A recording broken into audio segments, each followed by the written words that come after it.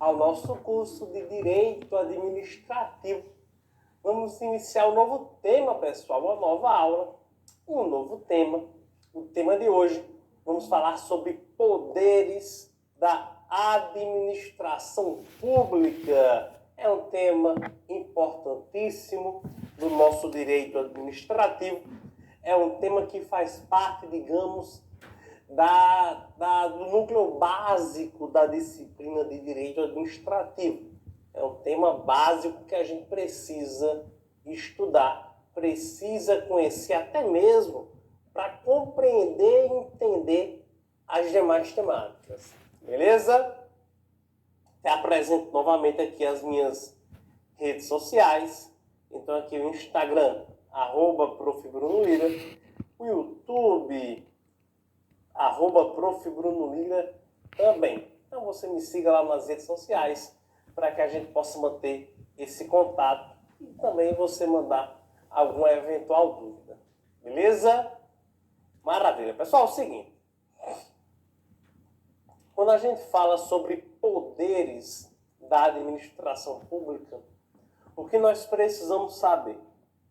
Vejam que a gente trabalhou lá na aula 1, princípios basilares do direito administrativo, e um deles é o princípio da supremacia do interesse público sobre o privado.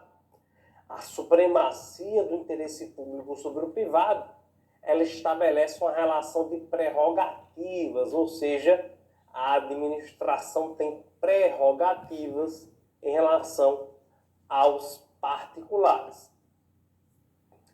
Para que a administração possa exercer essas prerrogativas, é necessário que ela tenha alguns instrumentos, alguns poderes. É justamente o tema de hoje, poderes da administração pública. Inicialmente, você tem que entender que esses poderes da administração, eles são, na verdade, deveres-poderes. Como assim, professor? Ora, são poderes da administração pública, são prerrogativas, são instrumentos para exercício dessas prerrogativas, mas são também deveres, ou seja, a administração pública, em alguns momentos, ela deve praticar atos, ela tem a obrigação de praticar alguns atos que são importantes para o exercício da função administrativa, porque a legislação determina. Então é dever poder. Lembra que a administração pública não pode renunciar à competência. O agente, a autoridade, a administração, ela não pode renunciar à competência que lhe é atribuído por lei. Então, por esse motivo, esses poderes são poderes deveres. Porque, às vezes, quando a lei confere o poder para o agente, ela o obriga, ela determina que ele tem essa competência, por isso ele deve exercê-la. Tranquilo, pessoal? Beleza? Ok, vejam só. Quais são os poderes da administração pública, professor? A sua prova pode trazer isso aqui como poderes da administração, pode trazer como poderes administrativos do Estado, é a mesma coisa, tá?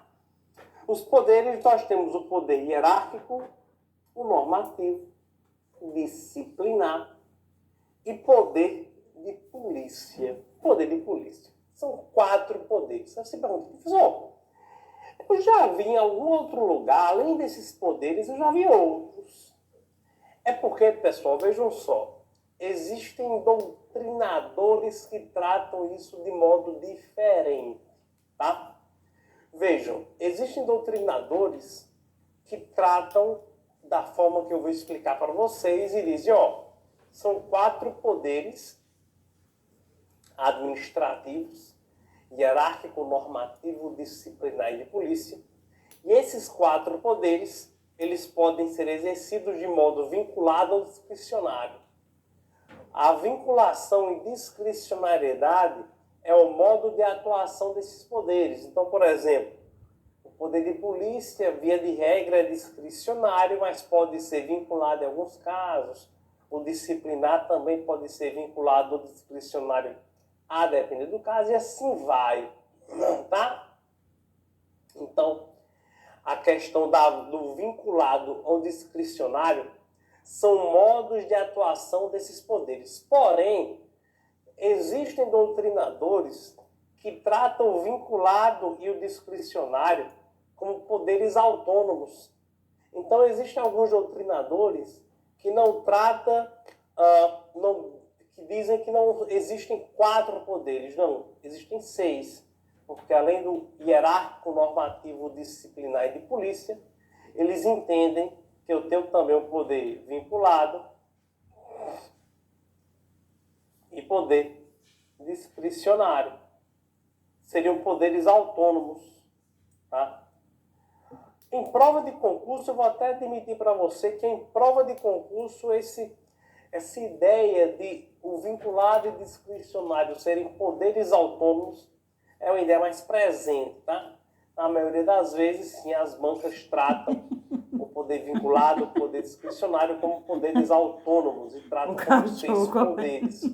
Embora para mim tenha mais lógica de fato de tratar 4 poderes de forma vinculada ou discricionária, mas para a prova de concurso, a maioria das vezes eu trato 6, ou seja, poder vinculado e discricionário de modo autônomo. Tranquilo, gente? Beleza? Vamos seguindo. Vamos começar aqui, portanto, a trabalhar como são esses poderes. Eu já começo com eles. Poder vinculado e poder discricionário, tá? Nossa! Esses conceitos, pessoal, de vinculado e discricionário, eles são importantíssimos para a sua prova. Por que eles são importantíssimos? Porque, veja, além de serem objeto de questão de prova, mas eu até digo que o mais importante não é nem isso. O mais importante é porque o conceito de vinculado e discricionário você usa durante toda a matéria. Durante toda a matéria a gente vai falar, olha, isso aqui é uma decisão discricionária. Isso daqui é uma decisão vinculada. Então, esse conceito, esses 2 conceitos são importantíssimos. Então, vamos lá. Vamos começar a trabalhá-los. Primeiro, poder discricionário. Pessoal, o poder discricionário, gente, é um poder em que a administração pública ela tem quando ela toma uma decisão e quando ela vai tomar essa decisão, ela vai atuar com uma margem de liberdade. Uma margem de liberdade. Repito, o poder discricionário é o poder que a administração pública, tem de tomar decisões com uma certa margem de liberdade na sua escolha. Como assim, professor? Gente, todo ato administrativo deve ser previsto em lei. A gente conversou isso lá no princípio da legalidade. Quando a lei prevê a prática de um ato discricionário, a lei ela dá ao administrador opção para ele escolher alguma coisa. Ela dá ao administrador uma certa liberdade para que ele possa tomar uma decisão escolhendo qual a melhor decisão para o interesse público. Tá? Então, essa ideia de ter uma margem de liberdade para agir. Essa margem de liberdade que ele vai ter, gente, para que ele possa tomar a melhor decisão, essa liberdade que ele tem para escolher o melhor caminho, ele vai escolher esse caminho com base na conveniência e oportunidade. Com base na conveniência e na oportunidade da administração. Ou seja, com base no que é mais conveniente, no que é mais oportuno. Esse é o poder discricionário, em que há uma margem de liberdade, em que ele vai escolher a melhor conveniência, oportunidade. Nessa margem de liberdade, ele toma uma decisão e leva em consideração, meus amigos, o interesse público. O interesse público. A gente pode dizer também que ele leva em consideração o mérito administrativo. Ele faz uma análise de mérito, um controle de mérito. Conveniência. Ou seja, ele analisa o que é melhor para o interesse público. Tudo bem? Exemplos, pessoal, vamos lá. Eu coloquei o primeiro exemplo aqui, é uma infração funcional. Vamos para um caso de suspensão de um servidor público, tá? Veja, tomando como parâmetro a Lei 8.112/90, que é o Estatuto do Servidor Público Federal, a lei diz, pessoal, a lei diz que o servidor público que se ausenta do serviço, por exemplo, ele pode tomar uma advertência, mas se ele for reincidente, ele vai tomar uma suspensão. Olha só, quando a lei fala, pessoal, quando a lei fala sobre suspensão do servidor público, a Lei 8.112 diz que o servidor público, quando pratica ato infracional previsto em lei, ele pode, a depender do caso, a depender da infração, ele vai ser submetido a uma suspensão. Essa suspensão do servidor, gente, é de até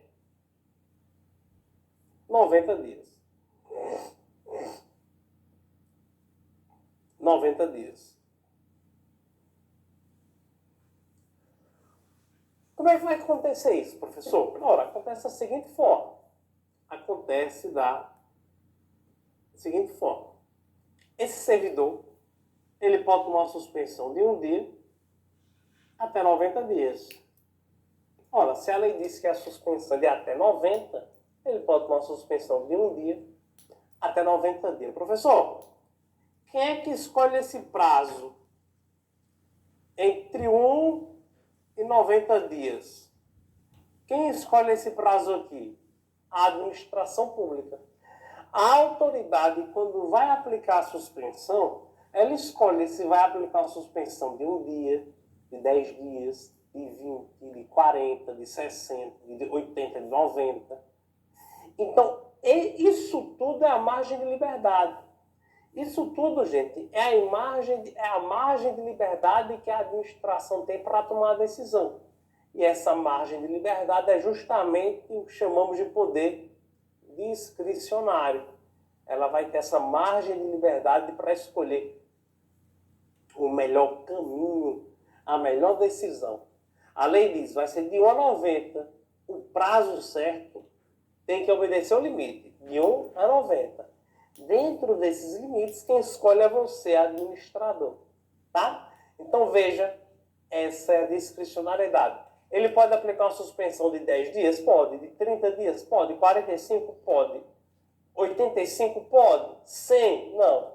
Por que não pode ser 100? Porque ultrapassa a margem de liberdade.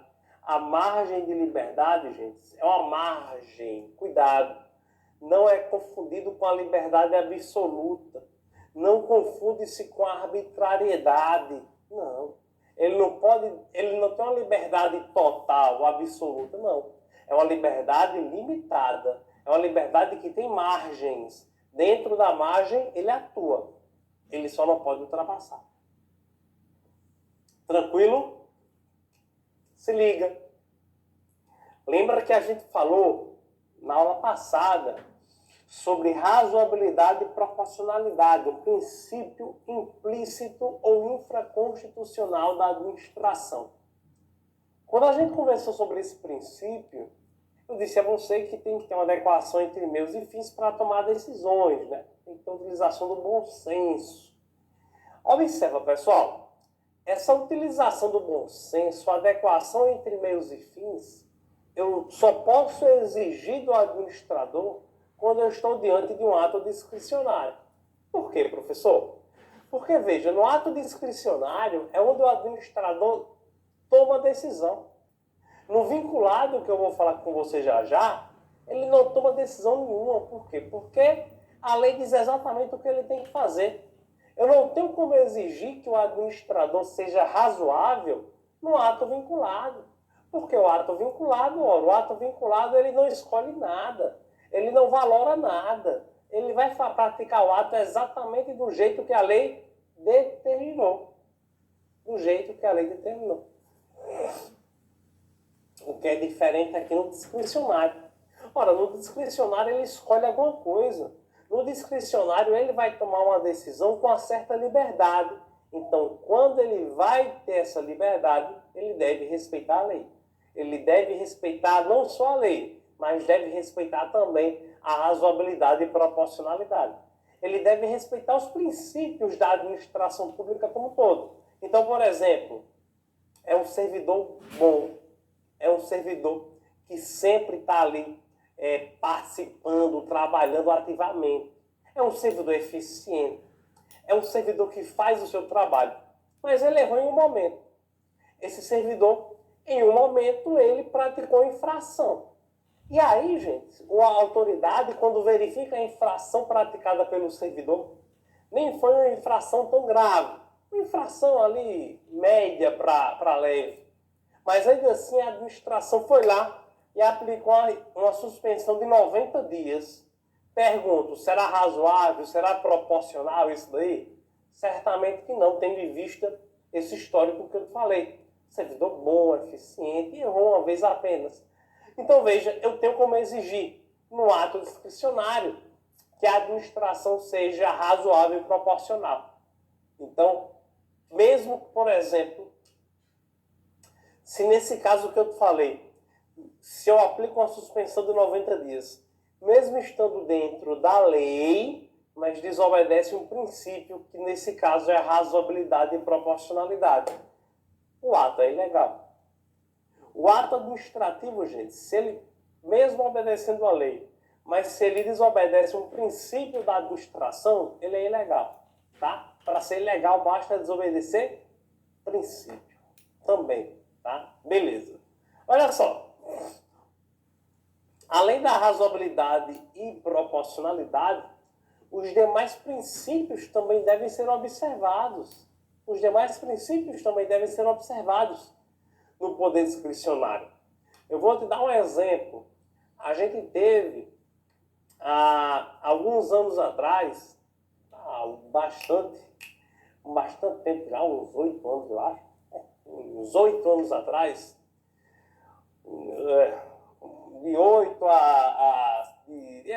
anos atrás, mais ou menos, nós tivemos aí uma pessoa que foi nomeada para ser ministra do Trabalho, que gerou a maior repercussão, tá? Vejam só, o cargo de ministro de Estado é um cargo de livre nomeação e livre exoneração. Se é de livre nomeação, o presidente da República ele pode nomear quem ele quiser. Na época de Michel Temer, ele nomeou uma pessoa para ser uma mulher para ser ministra do Trabalho. Até aí, show de bola, não tem nenhum problema. O problema, pessoal, é o seguinte. Claramente ele nomeou essa mulher para ser ministra do Trabalho por razões políticas. É o que acontece na maioria das vezes. Por razões políticas. Essa mulher era filha de um coligado político do Michel Temer, que era Roberto Jefferson. E aí, gente, ele nomeou essa mulher para ser ministra do Trabalho. Só que aí, gente, quando ele nomeou, a oposição caiu em cima e foi investigar a vida da mulher. Descobriram, pessoal, que essa mulher ela tinha várias condenações trabalhistas em seu histórico. Analisa comigo. Essa mulher foi nomeada para ser ministra do Trabalho. Só que essa mulher ela tinha várias condenações trabalhistas. Ou seja, essa mulher ela violava direitos do trabalho com seus empregados de sua casa. Então, vários empregados de sua casa, quando saíram do trabalho, colocaram ela na justiça. E essa mulher foi nomeada para ser ministra do Trabalho. Analisa comigo, gente. O cargo de ministro do Trabalho, ministra do Trabalho, é um cargo para você defender os direitos do trabalhador. Será moral eu colocar uma mulher para defender os direitos do trabalhador, tendo em vista que essa mulher tem várias condenações trabalhistas, tem vários processos trabalhistas, ela viola direitos do trabalhador. Será que ela vai exercer um bom papel em defender direitos do trabalhador? Certamente que não. Isso claramente afronta o princípio da moralidade. Então veja, Nesse caso, mesmo um ato de nomeação de ministro sendo um ato discricionário, o judiciário impediu essa nomeação. Porque o judiciário impediu, porque isso afronta o princípio da moralidade. Tudo bem, pessoal? Beleza? É um exemplo, tá? É um exemplo. Então, se viola a moralidade, eficiência, razoabilidade, proporcionalidade, qualquer outro princípio, mesmo sendo discricionário, mesmo estando dentro da lei em sentido formal, mas o ato é ilegal. O Poder Judiciário, será que ele controla? Será que o Poder Judiciário controla atos administrativos discricionários? Como assim, professor? A pergunta é, o Poder Judiciário, gente, ele pode analisar e controlar os atos administrativos. Então, por exemplo, você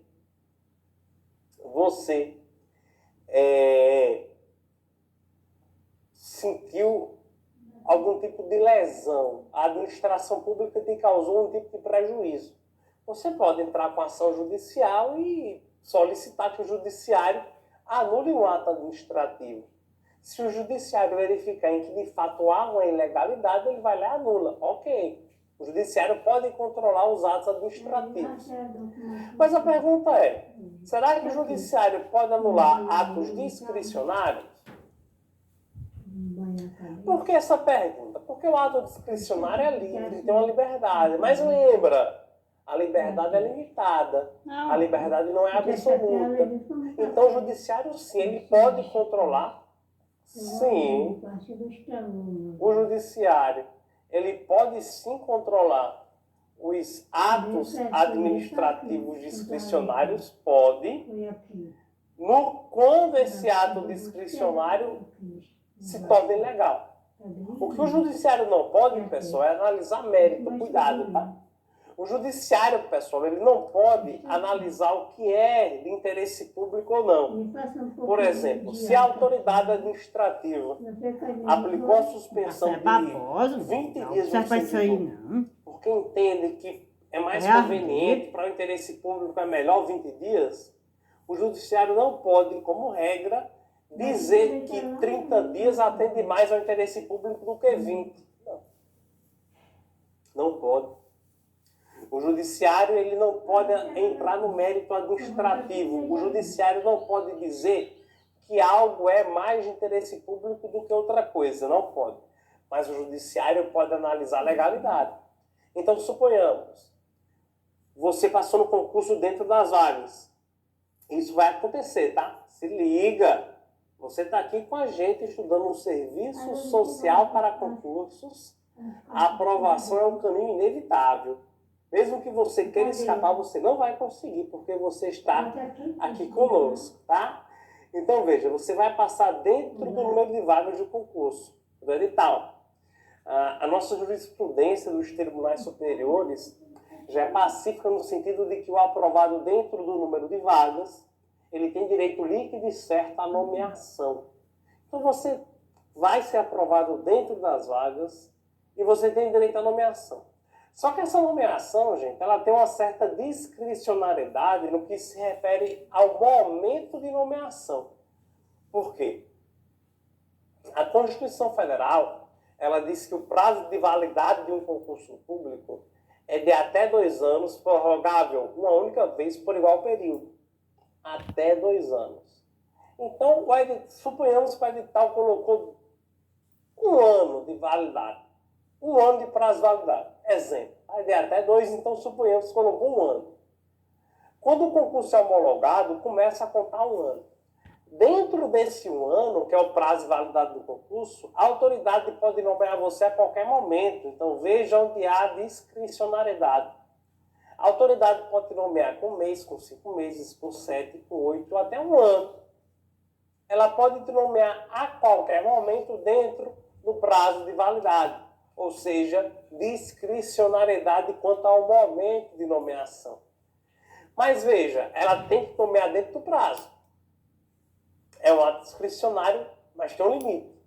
Se acaba o prazo de validade e você não é nomeado, não é nomeada, Aí sim você pode entrar com ação judicial solicitando que o judiciário determine sua nomeação. Por quê, professor? Ora, porque a administração pública tem uma discricionariedade, mas ela ultrapassou o limite da discricionariedade. Ela estourou o prazo, então aí já o ato que era discricionário se tornou ilegal, ultrapassou a margem legal da lei, aí a administração pública vai lá e é obrigada a te nomear por determinação judiciária. O judiciário vai controlar. Tudo bem? Beleza? Outro exemplo, até coloquei aqui, nem citei, né, gente? Outro exemplo de ato discricionário, escolha de imóvel a ser desapropriado. Ora, a administração pública tem uma prerrogativa, até citei com você na aula na primeira aula, quando a gente falou de supremacia, né, do interesse público. A administração tem a prerrogativa de desapropriar bens. Então, ela pode desapropriar imóveis, ok, sem problema nenhum. A escolha desse imóvel, gente, é uma escolha de interesse público, é uma escolha discricionária. A administração pública quer construir uma escola. Ela quer, para construir a escola, ela vai precisar desapropriar um bem imóvel. Ela escolhe o imóvel que ela quiser para desapropriar. Essa é a regra. Ela escolhe aquele imóvel onde ela entende que a escola atenderá mais o interesse público. Ela quer construir uma estrada. O local da estrada é onde atende mais o interesse público. E aí, nesse local, ela, se precisar, ela vai fazer algum tipo de desapropriação. Autorização de uso, ato discricionário. Eu vou tratar mais com você em atos administrativos, mas já para você entender, uma autorização de uso. Ora, você quer fazer um casamento na praia, olha que beleza. Você vai fazer a sua cerimônia de casamento na praia. A praia é um bem público. O bem público, para ser utilizado de maneira anormal, especial, de maneira privativa, para você utilizar um bem público de maneira privada, você tem que ter uma autorização de uso. Aí você vai lá, solicita uma autorização de uso. Solicita uma autorização de uso, tá? Quando você solicita uma autorização de uso, essa autorização é um ato discricionário. A administração pública não é obrigada de conceder essa autorização. Ela concede se quiser. Ela concede se achar que é conveniente e oportuno. Então, veja, ato discricionário. Ela recebe o pedido, analisa, concede se entender oportuno, se entender conveniente. Tudo bem? Beleza? Aí a gente já pode tratar de outro ponto aqui, pessoal, que é o seguinte, sobre o silêncio. Vou até colocar uma observação aqui, ó. Eu posso tratar de outro ponto com você, que é o silêncio administrativo. A gente já faz um link aqui com essa parte do Poder Judiciário. O que é o silêncio administrativo, professor? É a omissão do Estado. É quando eu entro com a solicitação estatal e o Estado não me responde. Silêncio administrativo.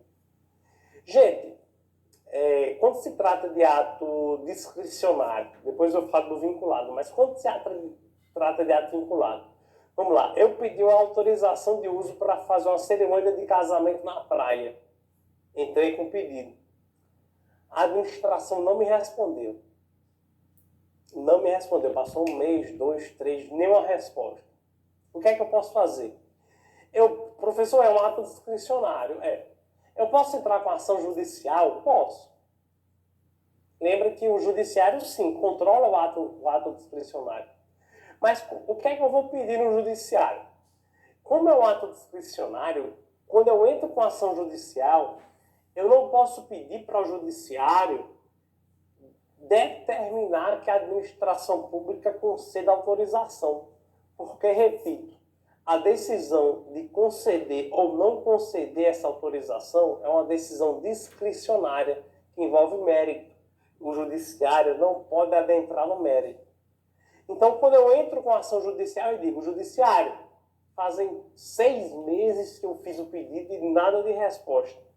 O que o judiciário pode fazer, como se trata de um ato discricionário, o judiciário pode determinar que a administração se manifeste. O judiciário diz assim, a administração pública encerra a omissão.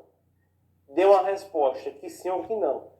Aí o judiciário vai dizer, eu não posso determinar que você aceite, porque é um ato discricionário e eu, judiciário, não interfiro no mérito. Mas eu posso determinar que você se manifeste. Se manifeste, seja que sim, seja que não, mas se manifeste. Então, no silêncio administrativo, quando eu tenho um ato discricionário, o Poder Judiciário ele pode determinar que a administração cesse a sua omissão. Tranquilo, beleza? Maravilha, meu amigo, minha amiga. Vamos falar de poder vinculado. Poder vinculado. Gente, o poder vinculado ele é justamente o contrário do poder discricionário. Enquanto no poder discricionário eu tenho uma margem de liberdade, aqui no poder vinculado não há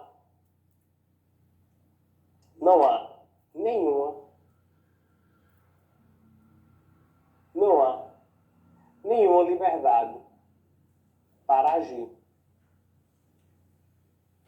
Não há nenhuma liberdade para a administração pública atuar. Não tem liberdade.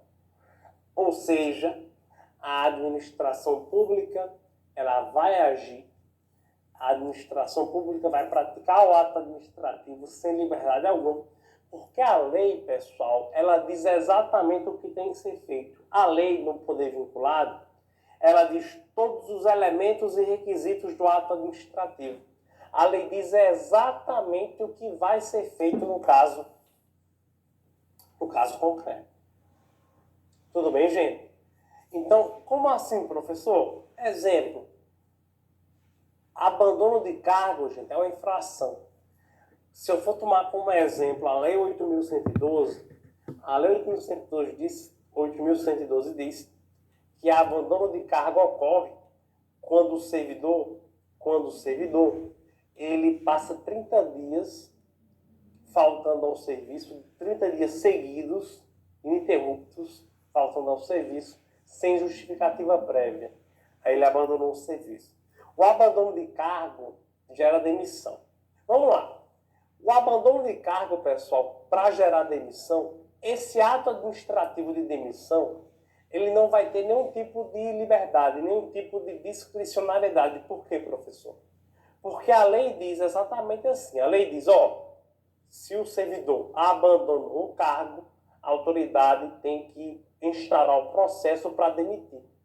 Quando chega no final de aplicar, na hora de aplicar a penalidade, se ficar provado que de fato ele abandonou o cargo, veja que é diferente da suspensão. Na suspensão, a autoridade, na hora de aplicar a penalidade, ela poderia escolher 10, 20, 30, até 90. Ela tinha uma liberdade para escolher um prazo, uma dosimetria da pena. Aqui não. Aqui, quando ele vai aplicar a penalidade, ele só tem uma opção, é demitir. Não existe outra forma de demissão. A demissão não dá a ele um leque de possibilidades para ele escolher alguma coisa, não. A lei diz exatamente, no final, se for provado o abandono de cargo, você aplica a demissão. Só tem demissão de um jeito. Não tem demissão de uma forma ou de outra, como existia na suspensão. Então, ato vinculado, a lei diz exatamente o que ele deve fazer. Beleza? Concessão de licença para construir ou para outra finalidade. Licença para construir é o seguinte, pessoal. Eu quero fazer uma construção, uma casa. Para construir uma casa, eu preciso de uma licença na prefeitura. Eu vou até a prefeitura, tem licença de bombeiro, enfim, mas eu vou na prefeitura, peço a licença. A lei, pessoal, diz o seguinte, a lei diz, olha, se o interessado cumprir todos os requisitos legais, a administração é obrigada a conceder a licença. É obrigada a conceder a licença. Então a lei diz assim, olha, para você adquirir essa licença, você tem que ter um projeto arquitetônico, projeto de engenharia, você tem que ter tudo isso. A lei vai dizer exatamente o que o cara tem que ter. Todos os requisitos vão estar lá na lei. A lei diz, ó, projeto de engenharia, de arquitetura, licenciamento de bombeiro, ambiental.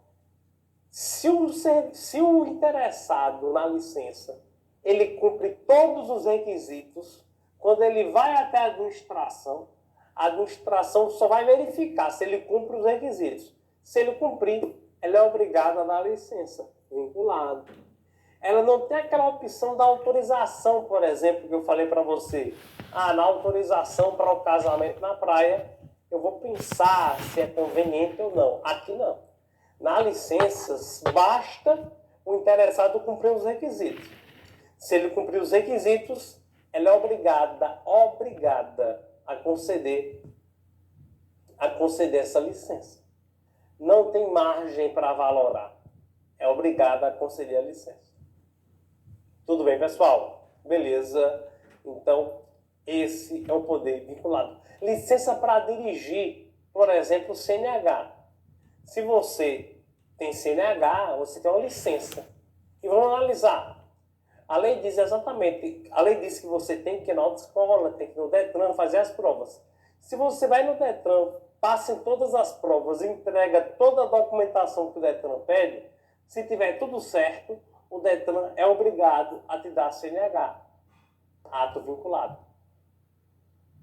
Tranquilo, gente?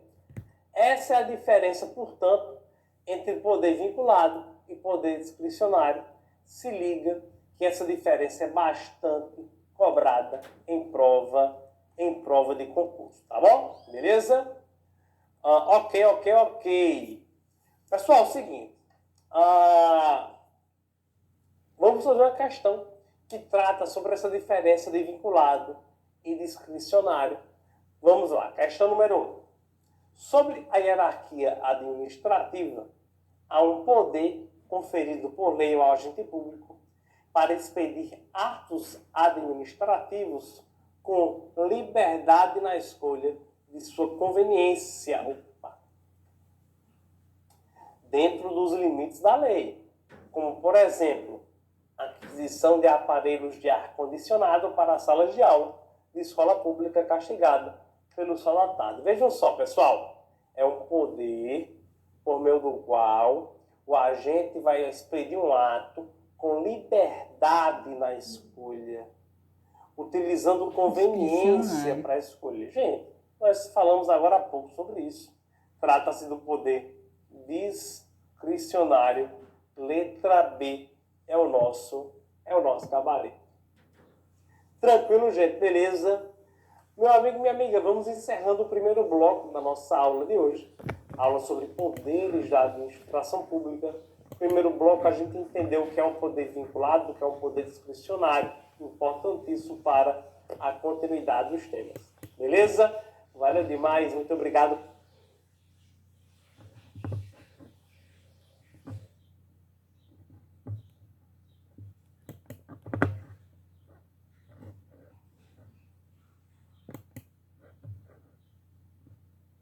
Olá, você, meu amigo, minha amiga aqui do Serviço Social para Concursos. Como é que tá? Tudo certo?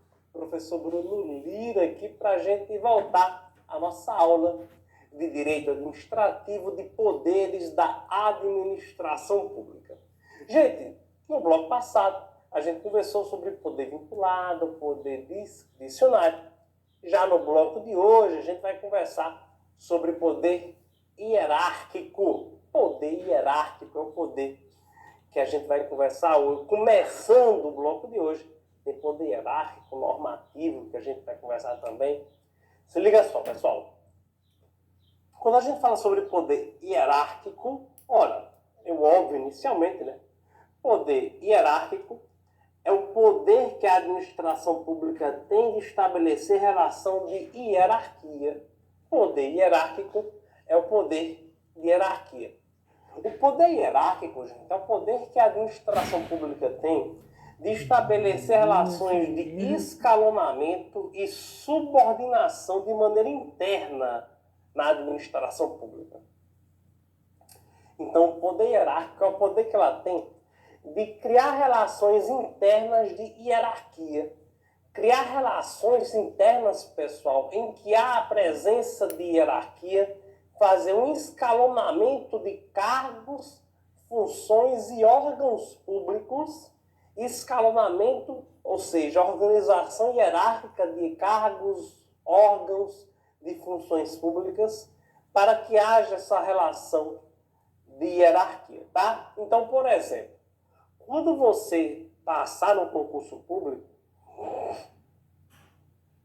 na maioria das vezes você entra em uma posição hierárquica em que acima de você existem outras pessoas na estrutura, que acima dessa outra pessoa tem outro. Então veja, eu tenho uma estrutura hierárquica. Essa pessoa que está acima, ela emite ordens hierárquicas para você.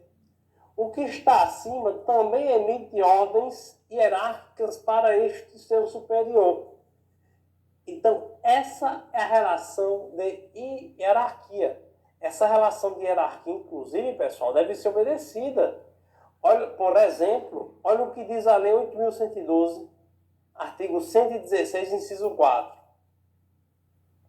São deveres do servidor cumprir as ordens superiores, exceto as manifestadamente ilegais.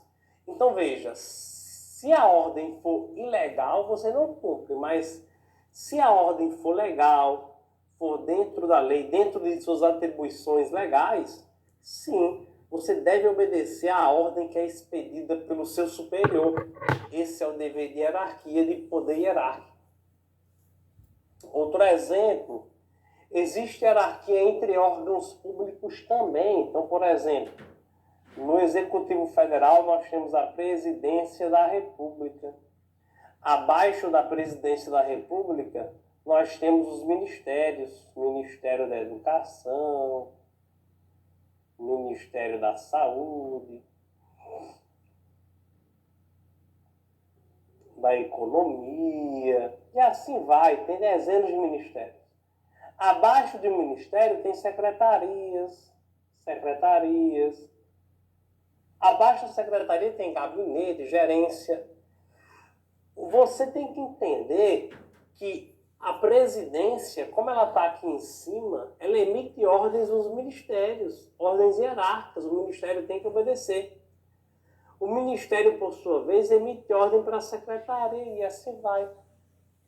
As ordens, repito, as ordens legais devem ser obedecidas.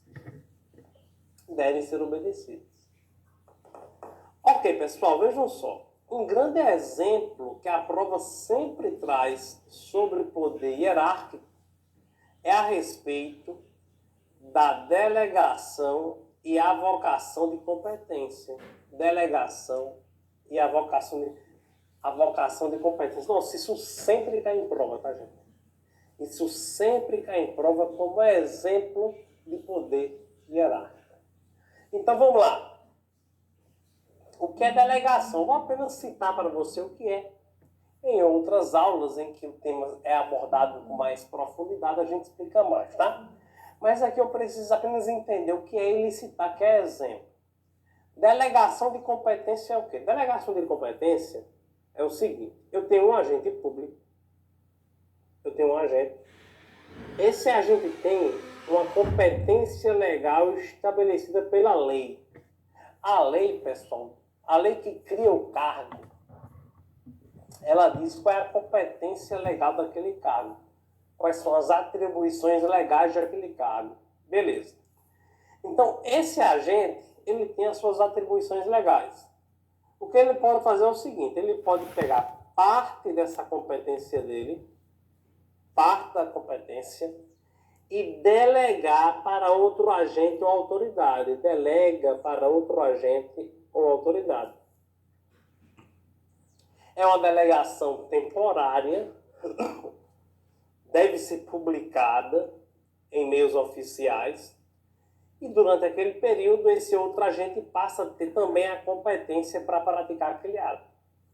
Cuidado, a delegação ela pode ser feita para um agente que esteja abaixo na hierarquia, mas pode ser feita também para outro agente que não esteja subordinado, para que esteja, por exemplo, ao lado, não tem problema.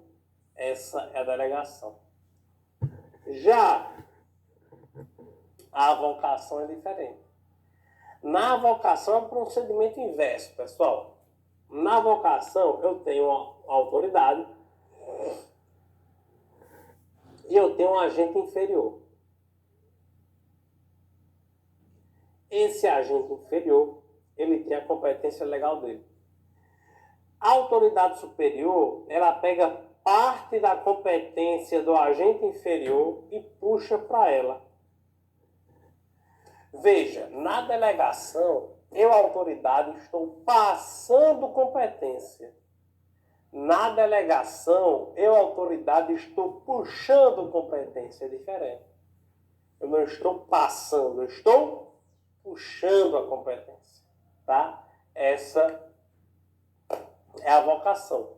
Então, eu vou lá na autoridade inferior e puxo um pedaço da competência dele para mim. A competência que é dele, eu puxo para mim. Na vocação, a lei diz, pessoal, que necessariamente ela é feita na linha hierárquica. Ou seja, eu só posso avocar de um agente que esteja abaixo na hierarquia.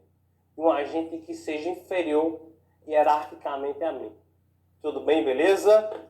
Essa é a vocação. Show de bola. Então, meus amigos, essa é a manifestação do poder hierárquico. Beleza? Vamos lá.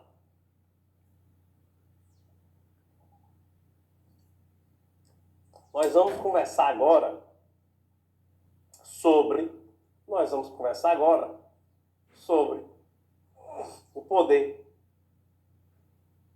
sobre o poder normativo, sobre o poder normativo. O que é o poder normativo, professor? O poder normativo, gente, é o poder que a administração pública tem de editar normas gerais e abstratas.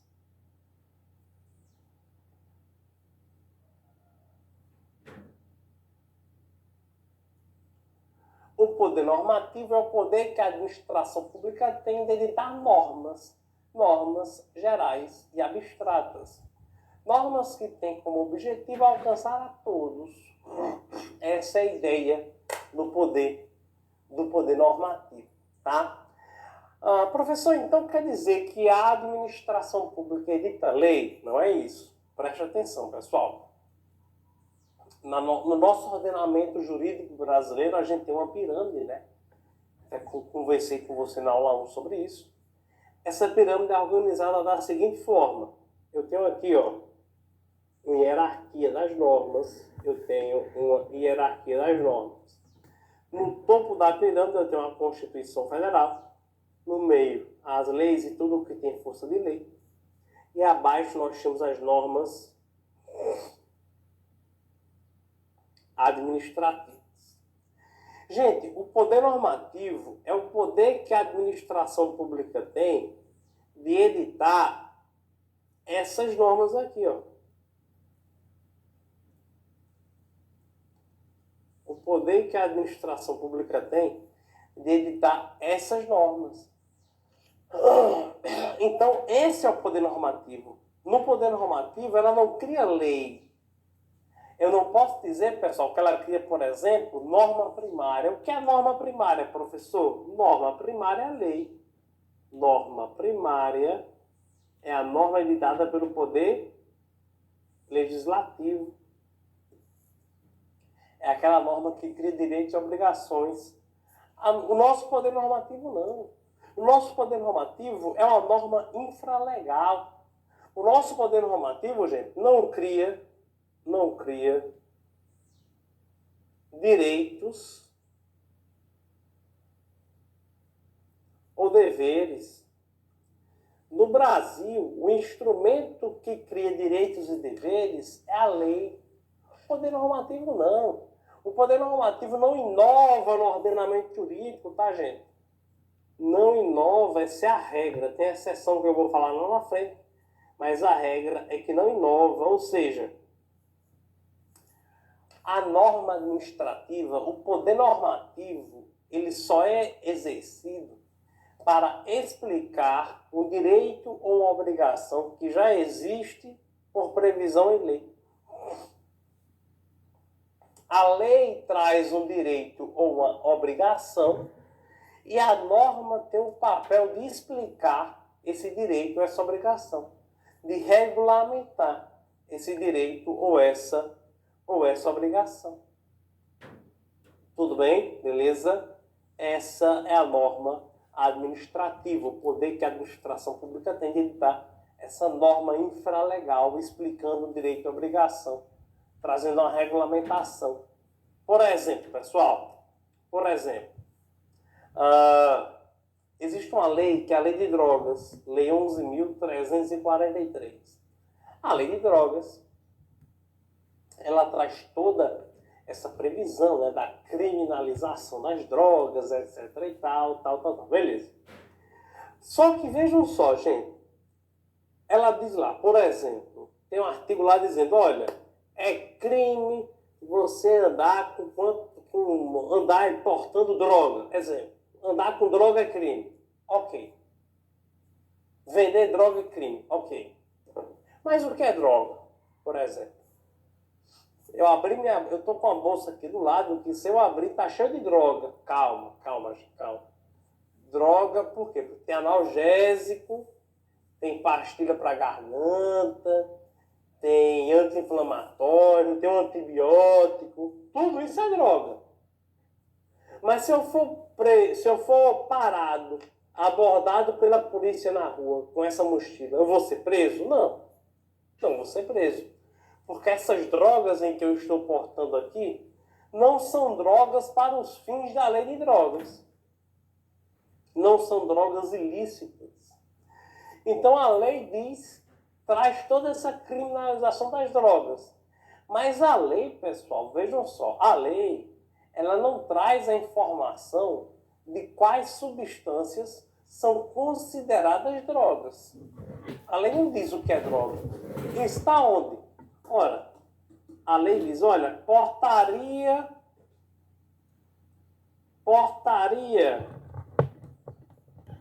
do Ministério da Saúde vai trazer um rol das substâncias que são consideradas drogas ilícitas. E, de fato, existe uma portaria do Ministério da Saúde que traz essa informação. Então, vejam, pessoal, a portaria é uma norma administrativa.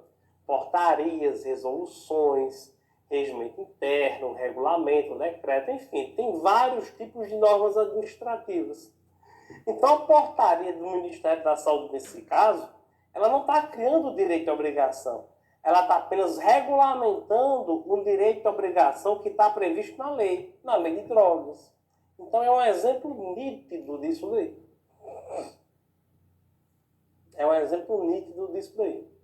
Tudo bem? Beleza? Ok. Gente, seguinte. Existe um ponto importante para a gente conversar, que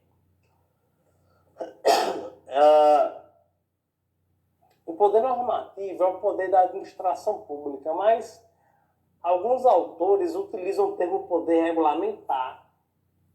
Mas é importante a gente entender nesse momento que poder normativo e poder regulamentar, conceitualmente e doutrinariamente, de acordo com a melhor doutrina, são termos diferentes.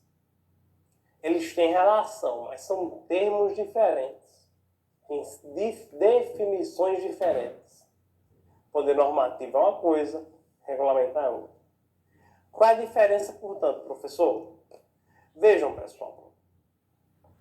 O poder normativo, ele é o gênero. Como assim um gênero? O poder normativo é o poder que a administração pública tem de editar normas. Dentre essas normas eu tenho, por exemplo, temos portarias, instruções normativas, resoluções, regimentos. Inclusive, nós temos também, eu vou colocar de outra cor para você se ligar, nós temos também os regulamentos.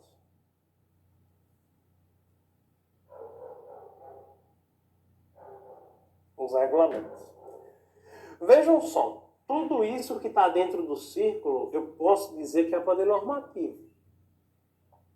Tudo isso é poder normativo. Então, o poder normativo, ele é o gênero. Sentido amplo, gênero. Sentido amplo. Tudo isso é poder normativo. Só que quando a administração edita, pessoal, especificamente quando ela edita especificamente um regulamento, esse regulamento, a edição do regulamento, eu posso dizer que no gênero, a edição de regulamento é no gênero poder normativo, mas na espécie eu posso dizer que trata-se do poder regulamentar.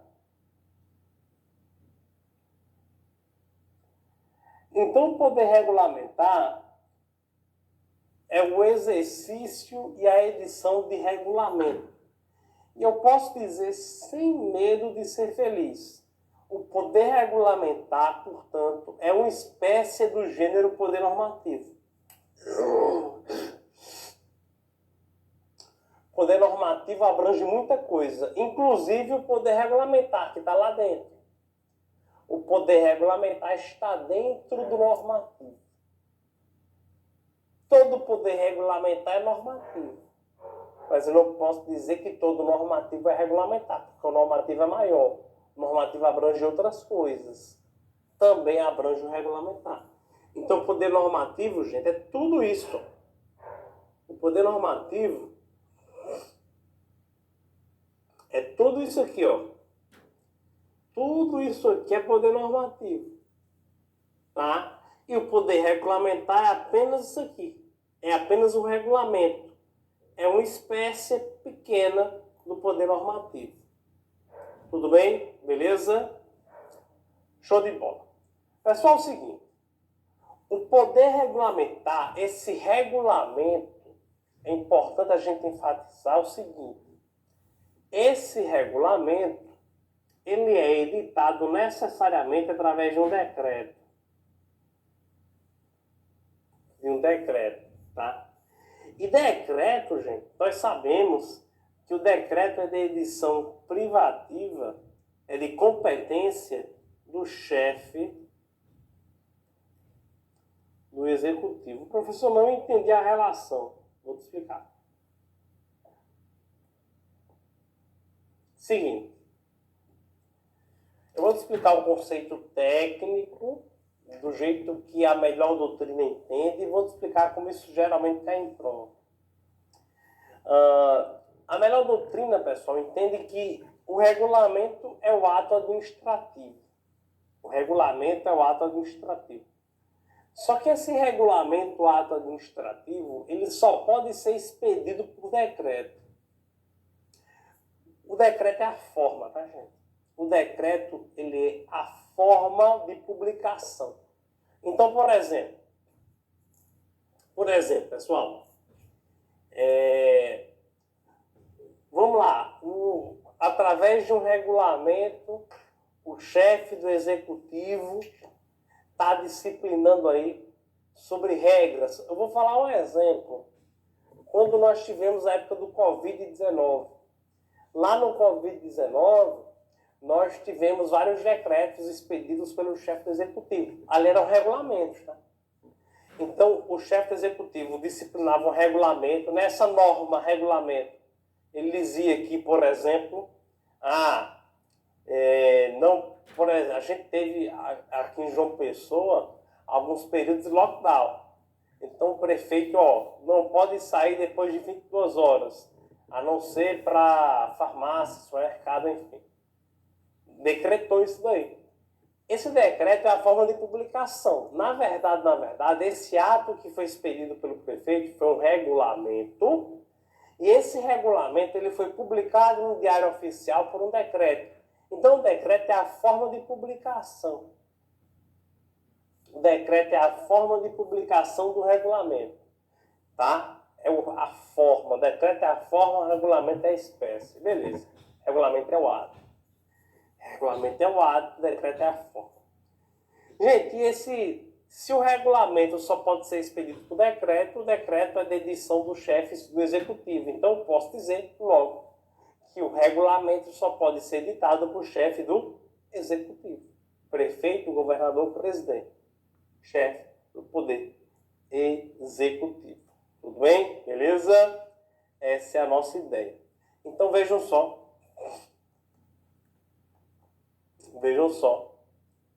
Aqui. Esse decreto, pessoal, ele pode ser chamado de decreto executivo ou decreto autônomo. Em prova, pessoal, vejam só. Em prova, na maioria das vezes, as bancas tratam decreto e regulamento como se fosse a mesma coisa, tá? Mas, tecnicamente, você precisa saber que não são. Regulamento é o ato, decreto é a forma. Mas, na prática, ali na prova, na maioria das vezes, são tratados como sinônimo, tá bom? Beleza? Existem dois tipos de decreto, pessoal. O decreto executivo e o decreto autônomo. O decreto executivo, pessoal, está previsto no artigo 84, inciso 4 da Constituição. Então, o artigo 84, inciso 4 da Constituição Federal, ele diz que o presidente da República pode dispor, mediante decreto, sobre situações para fiel execução da lei. Então, ele pode editar decretos para fiel execução da lei. A regra no Brasil é que nós temos decretos executivos. É a mesma coisa que decreto regulamentar, tá, gente? Se você vê na sua prova decreto executivo, decreto regulamentar, é o famoso mesma coisa. Para fiel execução da lei, são essas hipóteses que eu te falei. Ele não inova, ele vai apenas executar e regulamentar um direito e obrigação que já existe. É o que a gente já conversou. Beleza. Um exemplo de decreto executivo. Ora, a lei de licitações, pessoal, é a lei 14.133/2021. Essa lei de licitações, ela traz no seu corpo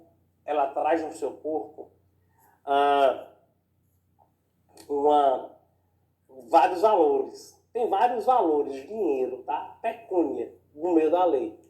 Um exemplo, tem valores lá que são limites para a contratação por dispensa.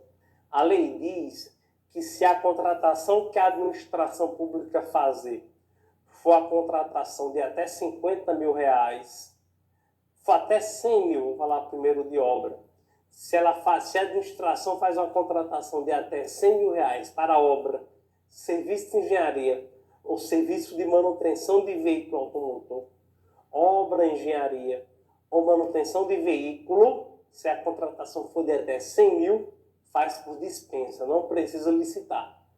E para outros tipos de contratações de compras, bens ou serviços de até 50 mil, não precisa fazer licitação. É um valor lá.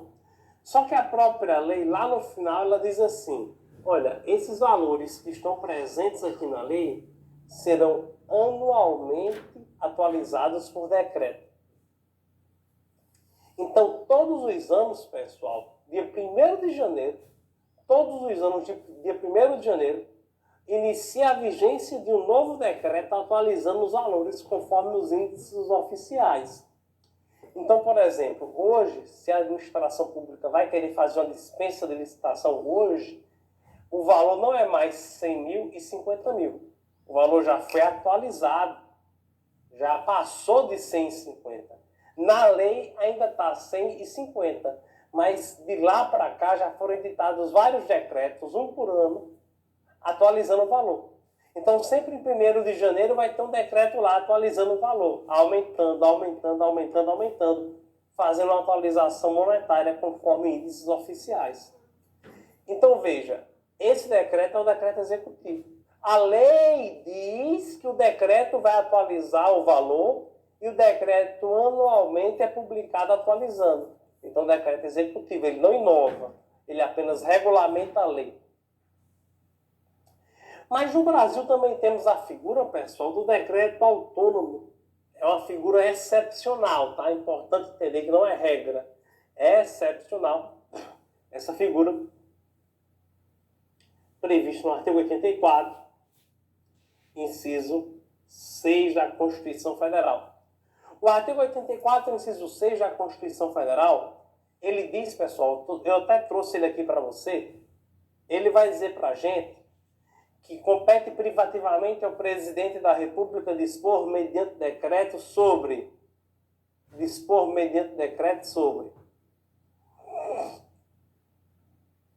primeiro, organização e funcionamento da administração federal, quando não implicar aumento de despesa em criação ou extinção de órgãos públicos. E ele vai também promover a extinção de funções ou cargos públicos quando vagos. Vejam só, esse decreto ele é autônomo por quê, professor? Porque ele inova. Ele inova no ordenamento jurídico. Então é uma exceção. Lembra que eu falei que a regra é que o poder normativo não inova. Mas nesse caso, no decreto autônomo, ele inova. Não precisa de nenhuma lei anterior. Mas somente 2 casos, tá, pessoal?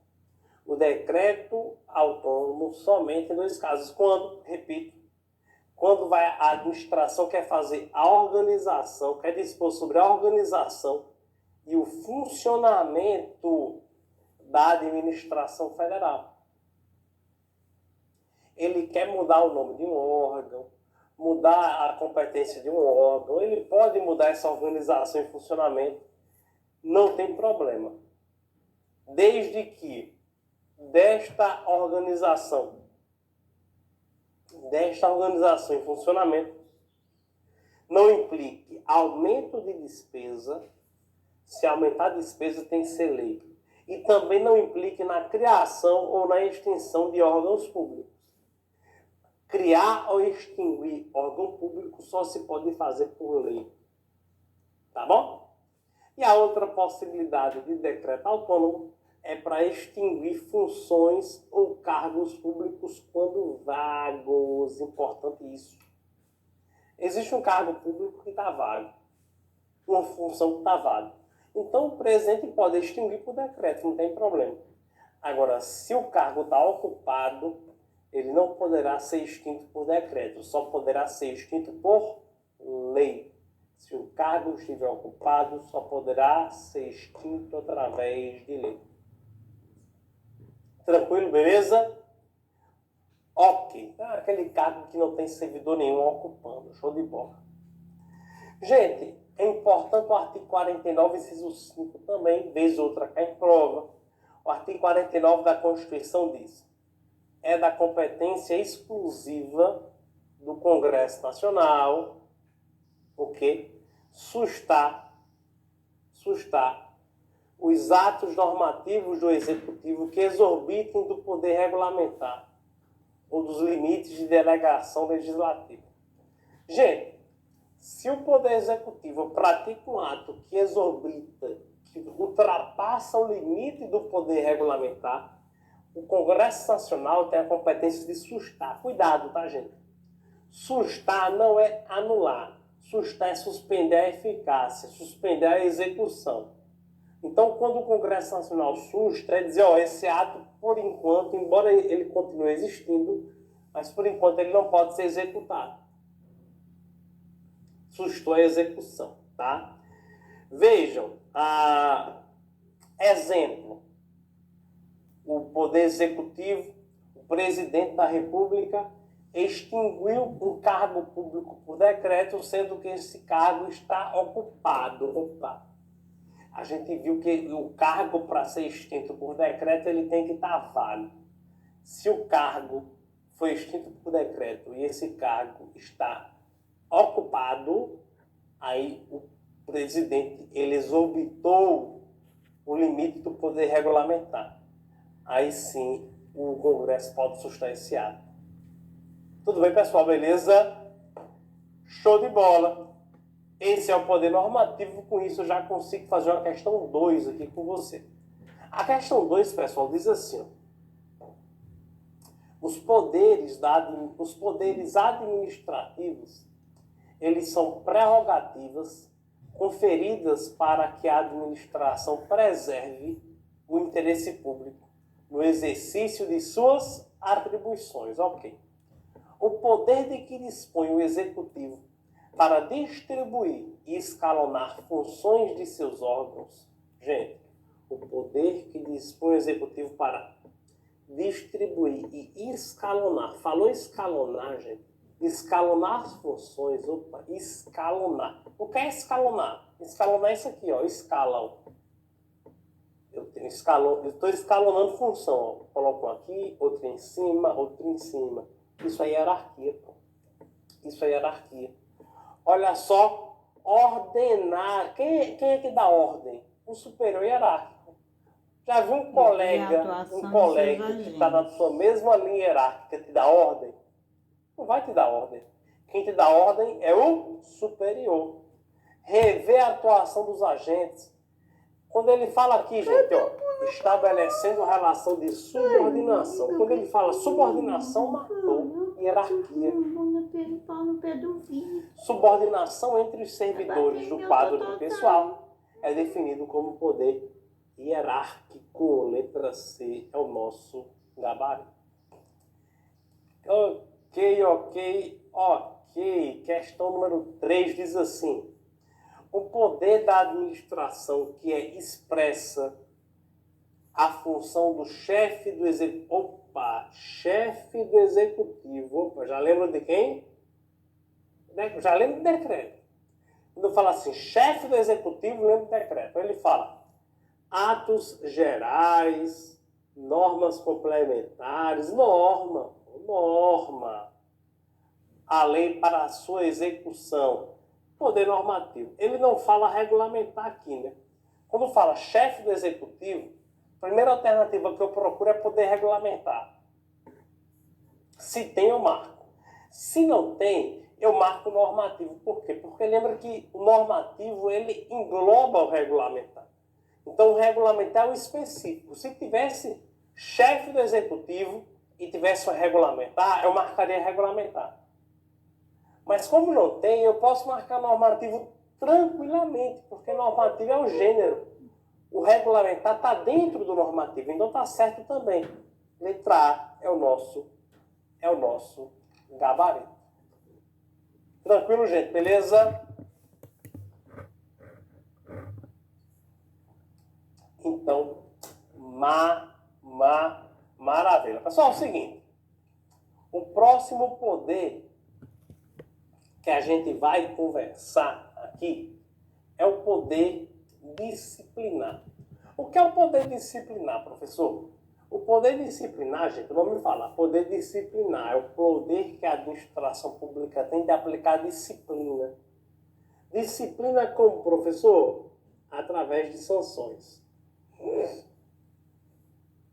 O poder disciplinar é o poder que a administração pública tem de aplicar sanções. Professor, qualquer sanção,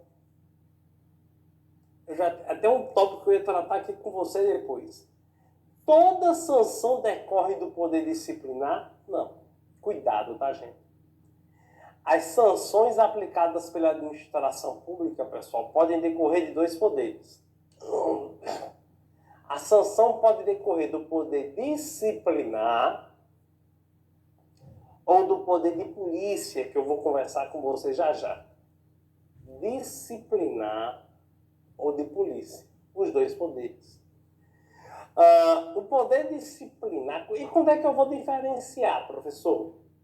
Gente, o poder disciplinar é um poder em que a administração pública ele vai aplicar uma punição interna. A quem? Quem vai sofrer o poder disciplinar, pessoal? Eu vou colocar para você aqui, ó. São sanções aplicadas àquelas pessoas que têm vínculo especial com a administração. Vínculo especial é um vínculo jurídico pré-existente. O poder disciplinar é uma sanção que decorre de uma relação específica que a administração tem com a pessoa que é punida. Esse é o poder disciplinar. Quem são elas? Servidores públicos ou demais pessoas que estão sujeitas à disciplina interna da administração. Servidores públicos ou demais pessoas que estão sujeitas à disciplina interna. Então, essas pessoas são aquelas que têm um vínculo especial. Portanto, eu posso até colocar aqui, ó. Posso até colocar assim, ó. Quem tem vínculo especial? Primeiro, servidores. Ou particulares com vínculo sujeito à disciplina interna. Gente, seguinte.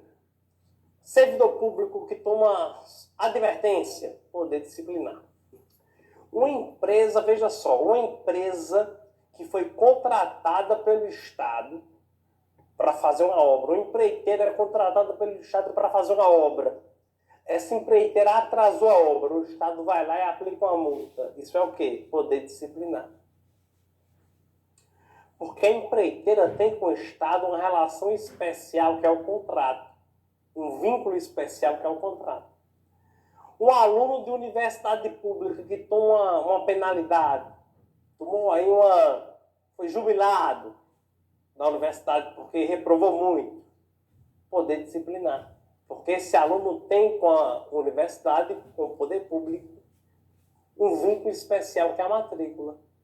Aluno de escola pública, um adolescente da escola pública sofreu penalidade de suspensão da diretora, poder disciplinar. O aluno tem com a escola um vínculo especial, que é a matrícula. Tá bom? Então essa é a ideia. Se tem vínculo especial, poder disciplinar. Não são apenas servidores. Muita gente confunde. O poder disciplinar quem tem apenas servidor público? Não, não é apenas servidor público. Não é apenas servidor público. Tá? Então, pessoal, vejam só.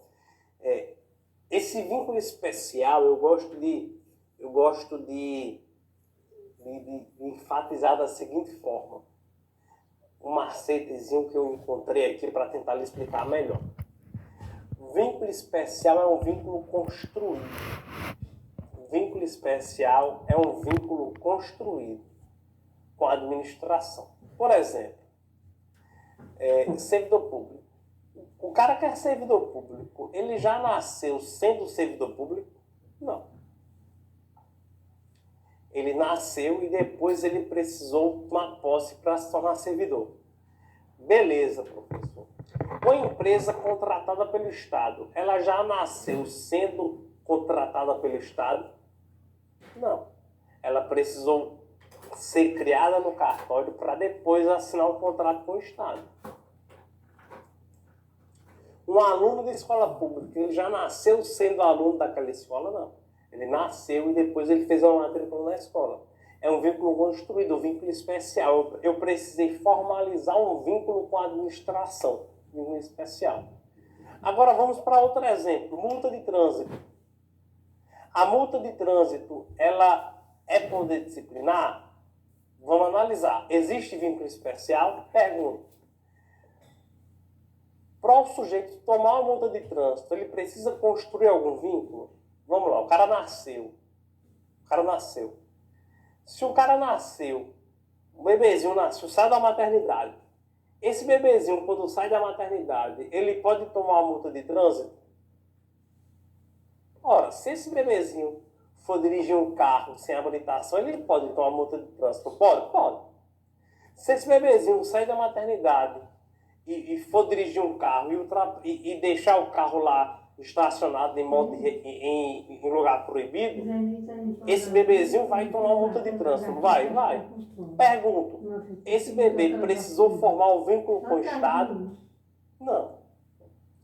Então, a multa de trânsito não decorre do poder disciplinar, decorre do poder de polícia. Porque o poder de polícia, ele não precisa de nenhum tipo de vínculo especial da administração com o punido, com o sancionado, não. O poder de polícia, ele é uma sanção aplicada pela administração decorrente da supremacia que a administração exerce sobre o particular, em decorrência da supremacia geral. Então, não há essa necessidade do vínculo especial no poder de polícia. O poder de polícia é mais amplo do que sanção. Eu vou falar sobre ele com você aí nos próximos blocos, mas é importante entender agora. Nem toda sanção decorre do poder disciplinar, não, porque nós temos também o poder de polícia, mas cuidado. Quando você vê na prova uma penalidade, se pergunta, existe vínculo especial? Se existir, poder disciplinar. Se não existir, poder de polícia. Beleza, pessoal? Olha que interessante. O princípio da verdade sabida se aplica ao poder disciplinar? O que é que vocês acham? O que seria poder da verdade, princípio da verdade sabida? Gente, o princípio da verdade sabida é um princípio, pessoal, que existia antes da Constituição Federal. Tá? O que é que significa esse princípio? Olha, se eu estou investigando um caso, e nesse caso existem provas contundentes, irrefutáveis, para condenar uma pessoa, eu não preciso dar a essa pessoa contraditória ampla defesa, porque essa prova já está muito clara. Essa prova forma uma verdade sabida.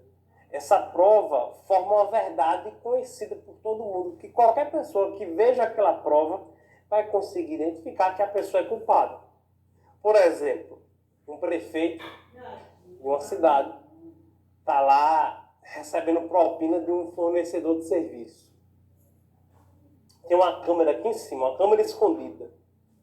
Então, suponhamos que o fornecedor está com a câmera escondida. Então está aqui o prefeito, o fornecedor. E nessa câmera tem áudio e imagem. E a câmera pega tudo. O prefeito dizendo, olha, você vai me dar aí 30 mil reais. Você vai me dar 30 mil reais. E eu vou lhe favorecer. Eu vou fazer com que sua empresa seja contratada. Então, me dê esse dinheiro que eu vou lhe ajudar. Me dê os 30 mil reais que eu vou desviar aqui e eu vou fazer com que a prefeitura contrate você. Gente, esse vídeo é uma prova irrefutável, concorda comigo? É uma prova irrefutável. Se esse caso fosse antes da Constituição Federal, com esse vídeo o cara não ia ter nem defesa. Já ia ser condenado direto. Princípio da verdade sabida. Mas após a Constituição Federal de 1988, esse princípio não é mais aplicado. Então, mesmo com esse vídeo, hoje em dia, mesmo com um vídeo desse, ainda assim, durante o processo, eu devo obedecer o devido processo legal. E durante o processo, o Estado deve conferir a esse acusado o direito de contraditória por defesa, por mais clara que seja a prova. Beleza? Então, o princípio da verdade se aplica de forma alguma. Também não. Tranquilo, gente? Beleza? Meu amigo, minha amiga, seguinte. No próximo bloco, a gente vai falar sobre o poder de polícia. Mas esse bloco vai ficando por aqui, tá? Vamos encerrando mais um bloco. Próximo bloco a gente fala aí sobre o poder de polícia. Nos próximos blocos a gente vai falar sobre o poder de polícia. O poder de polícia é um poder que tem mais pontos importantes para a gente conversar, que tem mais detalhes para a gente conversar sobre ele, beleza? E, consequentemente, é aquele que cai mais em prova. A gente vai trabalhar sobre vários detalhes importantes. Tranquilo, gente? Beleza? Então, meu amigo, minha amiga, muito obrigado. Eu quero te agradecer por você estar aqui com a gente, por você ter nos escolhido para te ajudar nessa preparação. Muito obrigado pela sua parceria, pela sua participação. Eu espero você no próximo bloco. Até breve. Valeu. Tchau, tchau.